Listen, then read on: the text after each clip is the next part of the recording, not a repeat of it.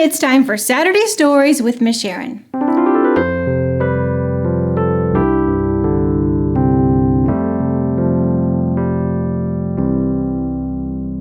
Last week, we read a story in our Spark Story Bible about a wedding in Cana.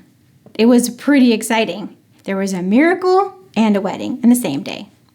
This week, we're going to read a story about a man named Lazarus, who was a very good friend of Jesus.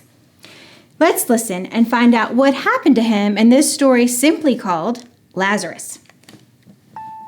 3 of Jesus' good friends included a man named Lazarus and his sisters, Mary and Martha. Jesus was on a long journey when he found out that Lazarus was dying. It took Jesus a few days to travel to see his sick friend. When Jesus arrived, he saw Lazarus' sister, Martha. She had some sad news. "Jesus, Lazarus is dead," cried Martha. "I wish you could have arrived earlier. You might have been able to save him." Jesus tried to comfort her. "Martha, don't be sad. Lazarus will live again." Martha believed what Jesus said.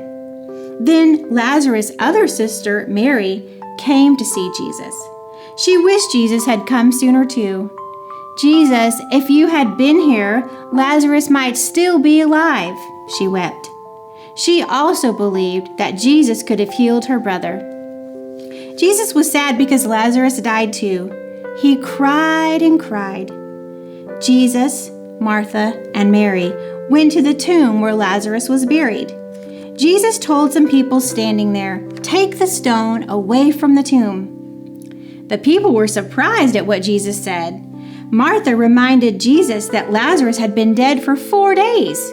They had already made his body ready for burial by wrapping it in special clothes. But Jesus knew what he was doing. He insisted that they open the tomb. When the heavy stone was rolled away, Jesus said, "Lazarus, come out."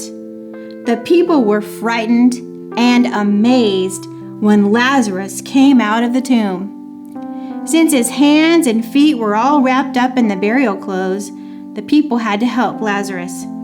When people saw Lazarus alive again, they laughed and they sang and danced.